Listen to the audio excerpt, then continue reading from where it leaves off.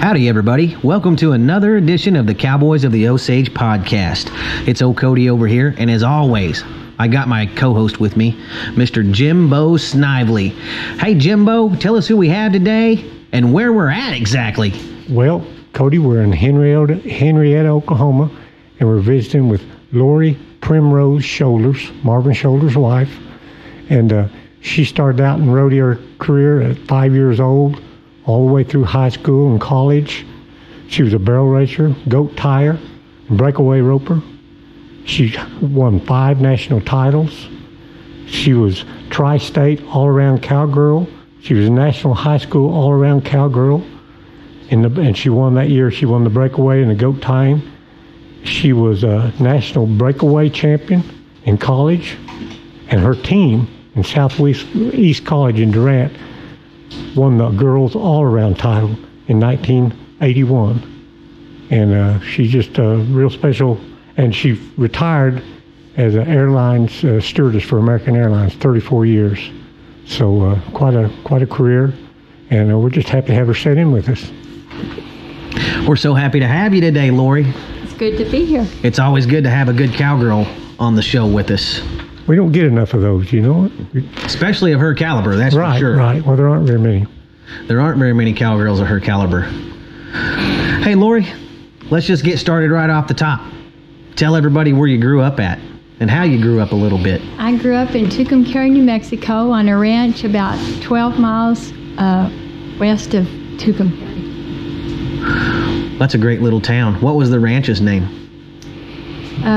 It was my dad's ranch. It's just Duke Primrose Ranch west of Tucumcari. It didn't have a name, but he had a rodeo. He was an amateur stock contractor, Big Ben Rodeo Company, for many years out there in New Mexico.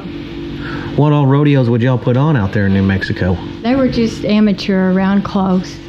We had a big arena there and a racetrack there at the ranch. He mostly put them on there at the ranch or close by. A lot of great cowboys. Logan, Sandholm, just the close rodeo arenas. It was amateur. It wasn't pro. Oh, yes, ma'am. Yes, ma'am. Well, you got to start off somewhere. They used to have a steer roping out there, a jackpot. I've been out there to it with Uncle Joe one time. Oh, yeah? Now, my second dad, Lewis Kincaid, he was a steer roper. Yeah, I remember him. Yeah, he was like my second dad. I grew up with him and his 2 daughters. His daughter, Donna Patterson, won the world in barrel racing in 1973. And she was my idol, and my dad raced the horse that she won the world on. Oh, wow. Engel was his name. You guys raised a lot of good horses out there, didn't you? Yeah, he had some good horses. I have to tell you a quick story. He always raised good horses, but when I was young, I was about 5 or 6 years old, and he found this little horse. He's a little Appaloosa horse that looked like a little mule. And I remember we showed up at Clayton on this horse and unloaded him, and Ann Powell, they were from Tucumcari, some horse people, and they said, "Where in the world did you get this horse for Pete that it looked as all the good horses you've raised? Why did you let her ride this horse?" And I won 4 events on that little horse. Well, you showed him why. So you showed him why you're riding that little horse. But it wasn't much horse, but she sure was tough. What was your favorite event? Breakaway, roping, and goat time. I ran barrels. You had to run barrels to be on the team, and I had good horses, but they were all automatic. You just sit up there and pushed them. Dad raised good horses. And it sounds like y'all made good horses out there by putting a lot of good miles on them out there. We used them on the ranch. We had a 6,000-acre ranch, and we did ranch work all week on them, and then took them to the rodeos on the weekend. And we worked 3 or 4 events on each horse, and they were just tougher back then. I think horses are too pampered now, almost. Well, they bred the bone out of them or something. They're just... I feel like they don't get used outside enough, and they don't know how to take care of themselves when it comes to little things, and some little stupid thing ends up crippling your horse nowadays because... I agree. They're so expensive, they're probably afraid to use them. Yeah, anyway. You're right. You're right. But you know what? I bought this, 50X hat. Mm-hmm. Instead of putting it up, I just wear it every day, Jimbo. Right. Heck with it. That's what I'd do if I had one of them horses. Right. Well, you got to. Who taught you to rope, Lori? Lewis Kincaid. How many hours would you spend in the practice pen? How many calves would you rope every single day? I tie goats and rope all evening, every day after school. Now, when you were tying goats, was it like the girls do now where you start getting off your horse, I don't know, quite a ways before the goat and run beside your horse and get a good send and let your horse just run like a bulldogging horse by? No, our horses ran up there and you got off in the stop. They'd stop and they'd kind of push you to the goat. It's different. We didn't get off on the run as much as they do now. You'd get off by the stake when your horse got in the stop and it'd kind of push you to the goat. It's altogether different now, the goat tying. Well, it seems like they were mainly kind of going off of a calf rope and run, mimicking that when they first started this goat tying, and now they've changed all kinds of crazy stuff with it. Jimbo, have you seen them do it? Just a little bit, not much. These girls, they'll take off at a dead run, and then they'll get off, and they got a hold of their saddle horn, running beside their horse, and they get a great big send, and their horse just keeps on running by. Right. It's really something to watch, and they got some real fast hands too. It's a lot faster times now. We didn't tie goats in 6 seconds and rope calves in 1 or 2 seconds. 8 or 9 second run was a good run in the goat tying, and a 3 flat. But they scored them out there, the calves. They scored them out there, and you had to run out there and rope them. It was a little more. It was kind of like Cheyenne this year, the breakaway in Cheyenne. They scored them out there, and you had to run out there and rope them. And you had to have a horse that could run and catch them. And now a lot of them, it's good watching, but 1 or 2 second runs, you just nod and go and sling it and hope, Well, those horses at Cheyenne this year, they were lost, because they were used to jumping out there and them throwing the rope quick. And when they didn't throw the rope quick and they kind of set up, and then the calves kept running, and then they had to go catch a calf, it really threw them for a loop. They kind of got it going there toward the end. But it's a lot different, just like the steer roping. Look how different the steer roping's changed from back in the day when your dad and Lewis and all roped them. Yeah, but I still feel like an old school steer roper can compete in these averages around here, where an old school breakaway roper or goat tire, but there's a lot of it's a little different older deal women, now. Even my age, they're breakaway roping now. And with the girls now. For sure. Everything's changed. Horse and it's changed. Looks like you got to be a good roper too. Some of them rope pretty good. Dang right. I'd hate to match a big part of them right now. I know they could catch more in a row than me, for sure. And a lot faster too, Jimbo. Right.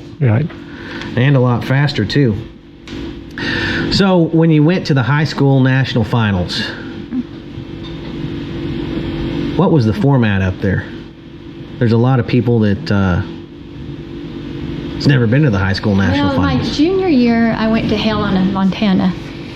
And that's when I won the all-around breakaway and goat tying. And then my senior year, I went to Huron, South Dakota, is where the nationals was, and I won the goat tying that year. But it's one of the biggest rodeos.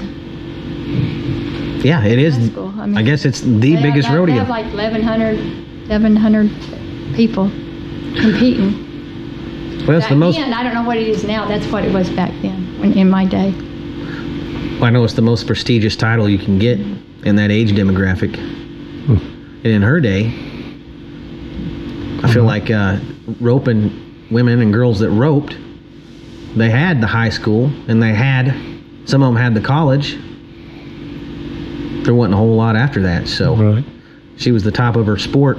Headed into college. They sure didn't have the money in the breakaway they do nowadays. There wasn't they had goat tying. They had goat tying at Cheyenne and barrel racing at Cheyenne after college for several years. They don't even have they don't have the goat tying at Cheyenne anymore, but they used to. Oh, did you ever enter the goat tying at Cheyenne? No, I never went to Cheyenne. I quit rodeoing after I graduated from college. I went right into flying after I graduated from college. Durant was known as kind of a rodeo school. Is it still? Or? Oh yeah, it's a big time. It's one of the best rodeo schools there is. They won 5 national titles. And it's doing real good now. Christy Broderick's the rodeo coach now, and she's got it back like Betty Gill had it back in our day. She's got some real good contestants there. Yeah. And Roy Cooper, he was there, wasn't he? He was there when I was there. Yep. Clyde Cooper and Roy Cooper and Betty Gill was my rodeo coach. I grew up with them in New Mexico. Okay, I got you. All through junior high and high school. Yeah. They had an inside gig on the #1 recruit in the nation right there. Right. They knew her. My sister LaDawn went there ahead of me. Did she? She went to Portales. In fact, Betty Gill and LaDon were roommates in college at Portales. No kidding. And they went on to Durant when Betty Gill was the rodeo coach. And LaDon went to Southeastern also. Betty Gale, she was a famous breakawayer, right? Oh, yeah. She's That's a right? goat tire and breakaway roper. She won all kinds of national titles. What was it like learning from her? She went out there and practiced with us every evening. She'd be out there because she's still all-girl rodeoing during college, just like Christy Broderick is right now. They get out there and practice with the girls and rope with them and goat tie with them. She was my traveling partner, Betty Gill was, through college. She went to the rodeos with me and traveled with me. Did you ever have a match roping with her? No. No? Thought you might have, just messing around in the practice. But we practiced together. Yeah? Y'all never had a friendly match No. in the practice pen? No. I think we might have had a few goat tie matches with Sabrina and Edie Cowart and Betty Gill and me. We goat tied together, practicing all the time. Oh, yeah. I bet that was some good watching. I bet that was some good watching on that rodeo team. Who all was on that rodeo team that you were on? My first year was LaDon and myself and Sabrina. And the second year was myself and Sabrina and Edie. There was only 3 girls at that time on the team. And then my third year was Cindy Perrin and Sabrina Pike and myself. And then my fourth year I went to Sam Houston to college. And it was Jackie Head and Jan Wolvery and myself were on the team my fourth year of college at Sam Houston. I changed regions my fourth year just to be in a different region and go to different rodeos. I got you. What about the guys that were on that rodeo team you were on? Oh gosh, there were some good guys. Roy Cooper, Clay Cooper, T. Woolman, John Davis, Jerry Bigley, Ronnie Bowman, James Ward, Adams. He's a steer roper, you know him. Adams. Can't think of his name. Do you know a steer roper named Adams off the top of your head, Jimbo? Not just off the top of my head, but I should probably. But that was an impressive group. How many national final appearances? They won nationals 5 years in a row at Southeastern. The guys team did, and the girls team won it a couple of years. Did they go to school or just rope? Well, they were mostly enrolled in journalism. Was Ralph Williams? Ralphie Williams went to school down there. I just remembered that. That's what I was talking about. Oh, okay. Ralphie Allen. Yeah. Adams. Williams. I can see it. And his wife Sissy, she was there too. No kidding. Sally, Mustang Sally. Yeah, they both went to school there. And another close friend of mine, Ollie Smith, he went to school there. And this was a who's who of rodeo back in the day. And, still today. Yeah. Chuck Lambert, he went to school there. Wow. They had some top cowboys. Steve Bland went to school there. Very good. Yeah, I don't know, but it was a top rodeo school back in the day. And then, like I said, Christy Broderick's getting it back to be one of the top rodeo schools. Got a lot of support for the rodeo team there. Well, it's in a good area right there. Mm-hmm. Right by North Texas. Mm-hmm. Right in southern Oklahoma. It's a good location if you're going to be rodeoing. I can see why some rodeo guys and girls would want to go there. Great location. Right. Yeah, there was a lot of good girls that went too. Clay Blanford. There were a lot of Lisa Joe, Roy's wife, used to be Roy's wife, Lisa Joe Mann.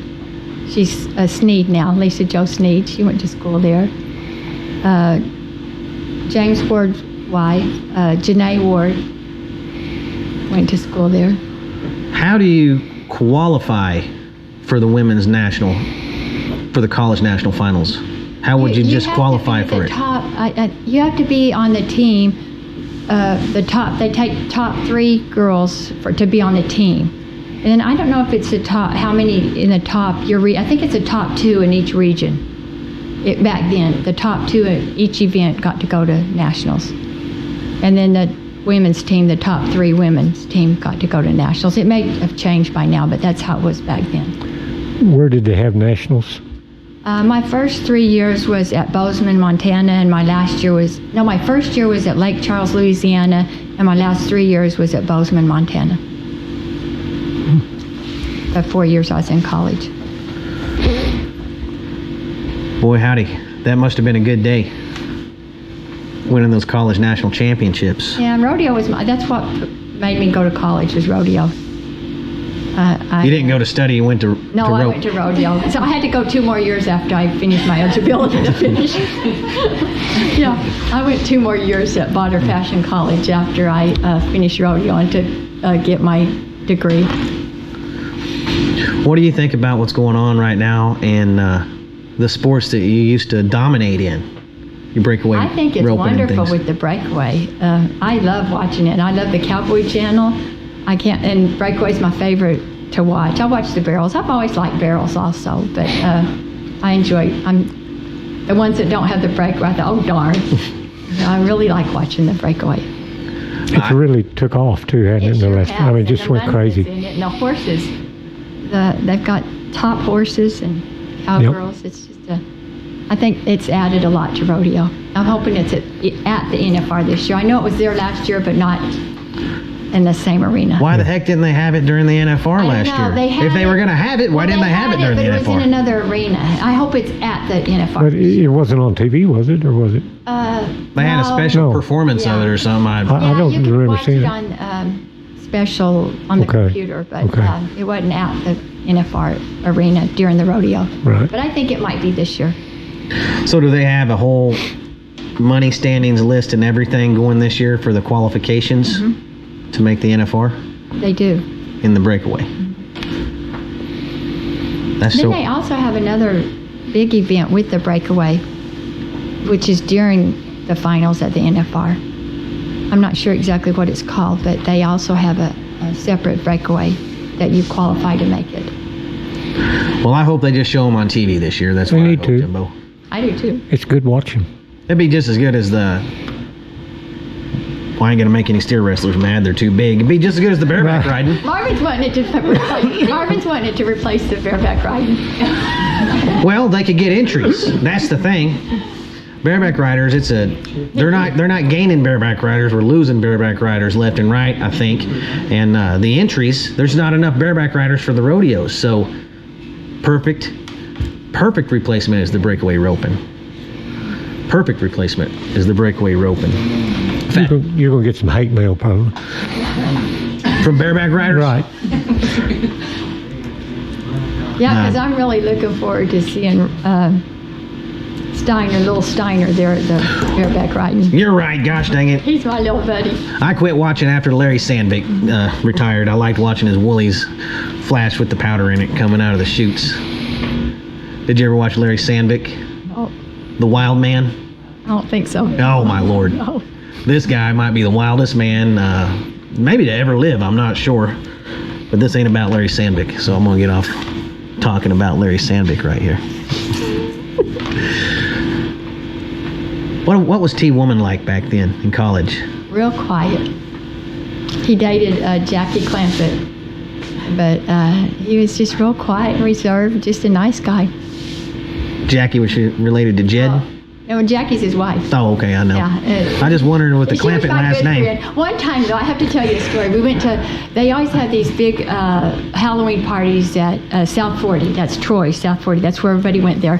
And everybody would dress up. And one time we went, and Mike Beers was the chauffeur, and T was our pimp, and Jackie and me and one other girl was the Playboy Bunnies.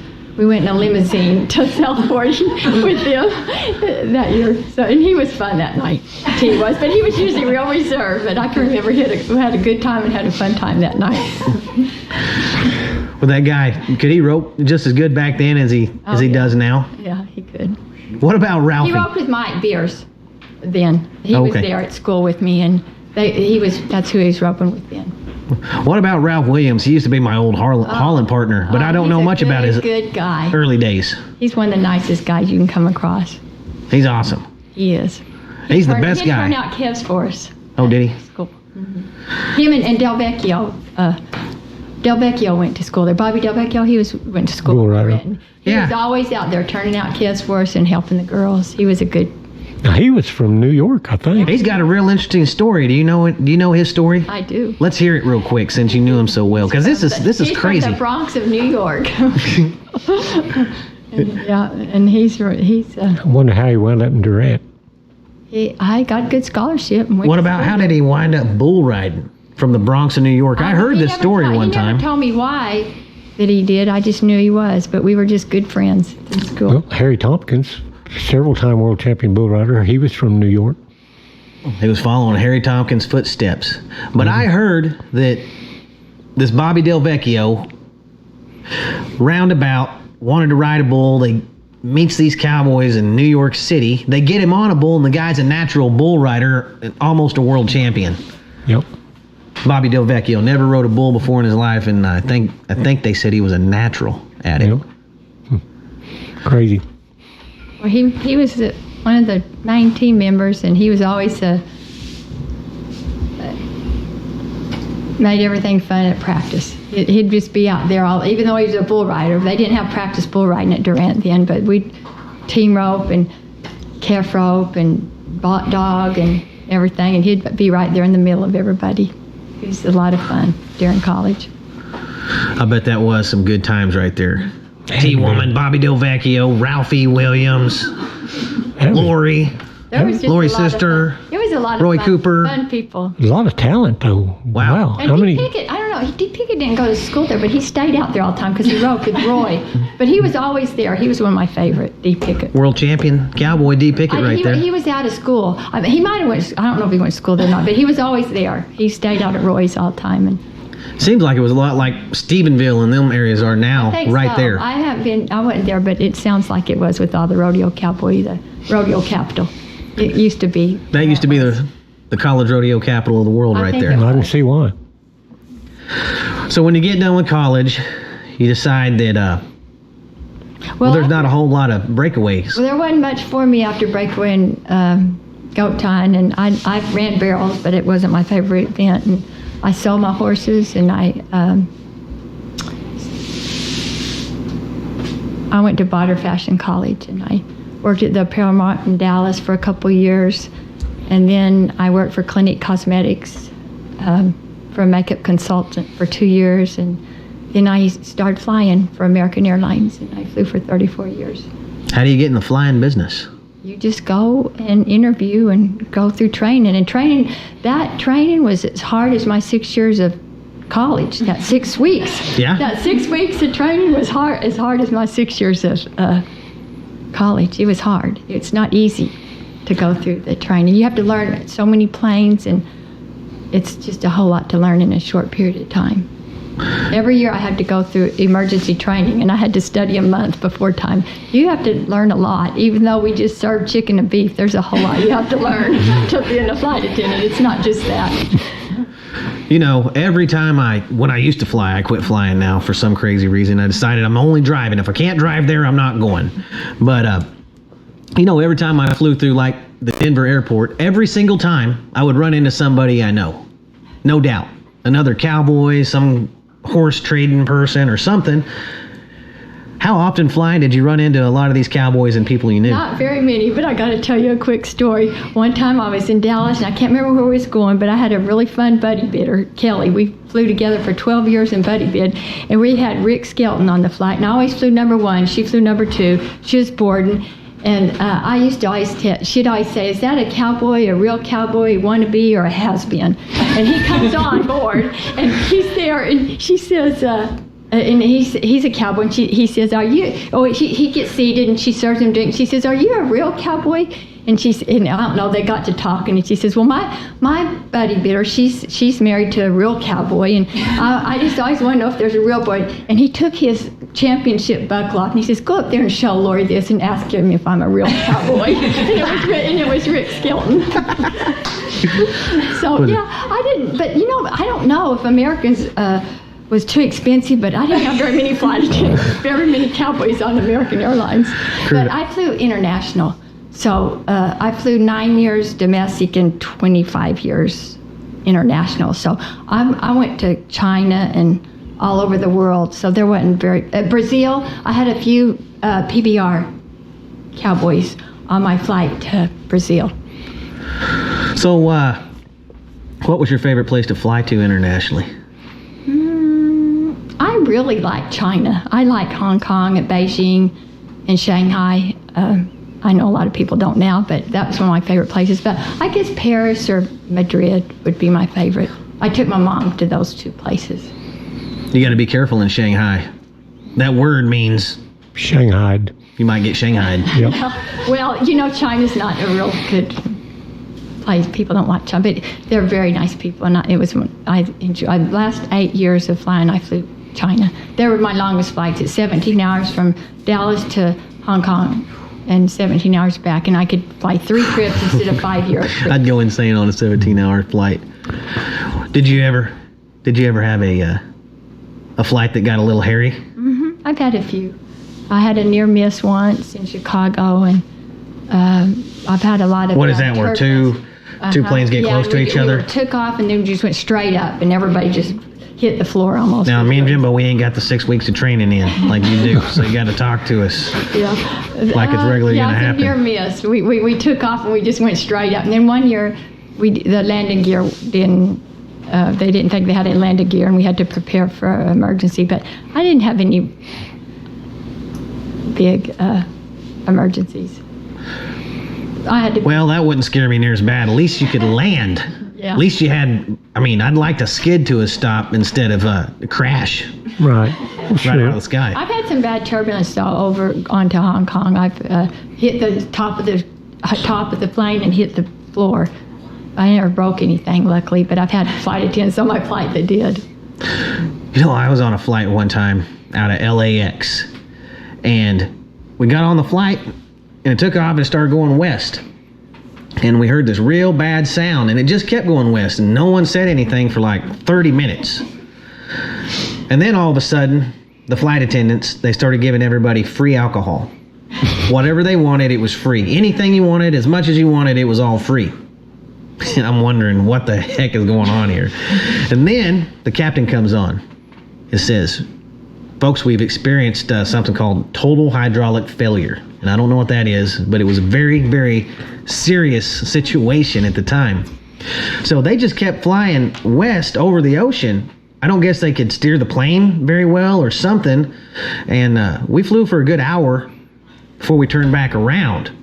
And when we landed, they had the emergency vehicles on each side of us because I guess it just had to glide to a stop, and they didn't have the hydraulic brakes to stop it, I guess. So that's my one scary story on a plane, and it was scary. It was scary, and it was before cell phones, and my dad and them was supposed to. I was flying from LA. I was going to the rodeo in Pecos, and it was before cell phones, and I didn't have a cell phone, didn't have any way to get a hold of us, and they were supposed to be picking me up at the airport in Midland the next morning. And I didn't even get to Dallas until like 2 o'clock in the morning, and it was just a wild time. What were you doing in LA to begin with? Working. Okay. Believe it or not, I used to build playgrounds and water slides, Jimbo, all over the nation. You just didn't look like a LA type guy to me. No, I was building a McDonald's playground out there in Compton or something, or maybe it was a Chuck E. Cheese. Might have been a Chuck E. Cheese at the time. Did a lot of Chuck E.'s too. But anyway, total hydraulic failure. Have you ever heard of that happening? Well, I didn't have that on my planes. I was lucky. I have to say, I was really lucky. The 34 years I flew, I didn't have very many incidents. I'm supposed to be able to deliver a baby, and I'm glad I never had to do that. You can deliver babies? I'm supposed to. I'm taught to, but I didn't ever have to. I had to give oxygen and clean up a lot of messes and stuff, but I didn't ever have to deliver a baby, which is good. There's all kinds of fun stuff I want to ask you about the airline business. And yeah, there's a lot more to being a flight attendant than just serving chicken and beef. Clubs people join while they're up there. I think it's a glorious job, but it's really not. I don't know. I'm just ready to drive. Just drive the Suburban or the pickup around. No, I like to fly. I'm through with short trip. I'm just staying home after buy us an airplane. Won't you buy an airplane for us, Jimbo? Well, I don't want one of those kind of planes. We'll get I want Marvin one to of them fly. big ones. Yeah. I'll trust Marvin to fly. I don't like the little ones. He's got all that training in. Mm-hmm. Hours and hours. Yeah. Does he have his pilot license? I don't know, but I know he didn't marry me to fly free. He's gone 5 trips with me in 34 years. Oh, yeah. And he can fly free. Well, he wanted to drive it. I can't. If he can't no, drive he it, doesn't even want to drive it now. He don't want to drive it. I can't get him to leave the ranch. Just can't get him to leave the ranch. No, he just wants to stay home, and I'm kind of just like him now. How'd you guys meet? How'd you get married into the Shoulders family? We met through my brother-in-law. He used to ride bulls. My brother-in-law, Vern Smith, and we met through my brother-in-law. He's a Hall of Fame bull rider too, isn't he? He made the NFR. All right. And he was inducted into the Texas Hall of Fame a couple of years ago. Texas Hall of Fame. Yeah, he's a good guy. And Marvin. Yeah, Marvin and I LaDonna and I married the same guy, almost, bull riders. And I don't know why we always dated time eventers and we ended up with bull riders. I don't know how that happened, but we did. I guess we are. We got two of the best bull riders, I'll have to admit that. Yeah, I think so too. We did. They're pretty good fellers. Pretty darn good fellers. So what is it like being married into this? You know, the first family of rodeo, being such a rodeo person yourself. I hit the jackpot when I got to Jim and Sharon from my mother and father-in-law. I really did. Jim, Cole always says, Lori married Jim and got Marvin as a bonus. But Jim, he was behind our team roping.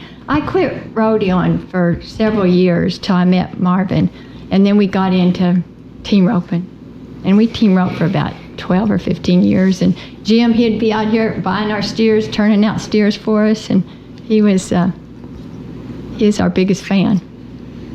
And Sharon, you couldn't ask for a better mother-in-law than her.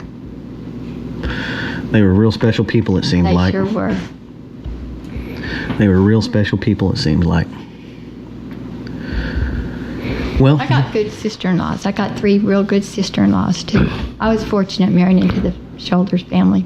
And on flights, a lot of times they'll say, did you know Troy Aikman? And I'll say, because, they have Troy Aikman and Jim Shoulders. I said, no. And they'd say, well, do you know Jim Shoulders? And I'd tell them they're married to as their daughter-in-law. And they were real impressed, people on the planes. That I know that. Who wouldn't be? Who wouldn't I was be? always proud to say I was Jim Shoulders' daughter-in-law. Did they still have the rodeo company when you were married to them, or were they going out of that? No, they didn't, but Jim still had bulls and had, he didn't really have the schools then, but he had kids come over and practice it. We had the old bull riding arena next to our roping arena that we built later on. And he'd have me out there in the middle of those bulls on a colt, and I'd be scared to death, but I was going to do whatever Jim asked me to. Well, Jimbo, you got anything else for her today? Well, we just enjoyed her story. That was pretty neat. I didn't have any idea she's about as accomplished as Marvin, I believe. All the stuff she did. And she's even in a Hall of Fame right up here. 2017 inductee, I'm looking. I know, it was pretty special. Great story. It was my whole life, rodeo. Yeah. It really was. I had a good mom and dad. I had the best rodeo mom and dad you could have. Mom went with me to all the rodeos, and Dad kept me mounted on good horses. What a life. What a life. I credit everything I have to rodeo. And everything, everybody I know, and everything I have or everything I don't have, I credit right to rodeo. Right. I ain't got no money. I credit that to rodeo, but I got a lot of great friends, great family, and a great wife. Yep. The best memories. Yep. For sure. I credit everything I have to rodeo. Sounds like quite a bit of your stuff is accredited right to rodeo. Life. I mean, it changed after I finished rodeoing, and then I kind of got back into it. I ride every day, just about. I enjoy saddling up and riding through the cows, and I'm glad I'm on a ranch and with the horses again.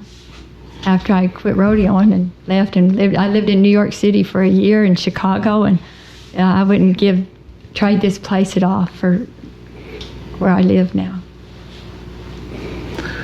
Everything right here is a little slice of heaven. This pool hall we're sitting in, we're going to go a little tour around it here in a minute and look at all their great memorabilia. And then we're going to check out the house, check out the memorabilia there. Check out the memorabilia at the Chamber of Commerce. This town, it's got so much in it, Jimbo. It's got so much in it. People need to come down here and check out old Henrietta. Yep. Once they leave Pasca. And Right. that's because of Tammy and Mark Hyatt and Roy Madden that they keep rodeo on the map here in Henrietta. That's right. I've heard old Roy's name a few times He's a good guy. in the circles. I don't know him personally yet, but I've heard he's a great, great guy. He was. Oh, he's gone. He passed away Dang it. this year. Well, Tammy's going to carry that tradition on right here for you guys. I have no doubt about it. I have no doubt about it.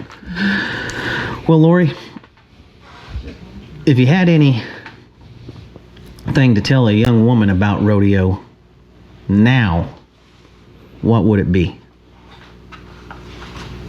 Well, it's given me a good life, and I would do it all over again. Would you suggest it to I a sure young would. girl I sure would. getting in this rodeo life? I sure would. Horses have been my whole life, and rodeo's been my whole life, and I wouldn't change anything about my life. Did all you little girls hear that?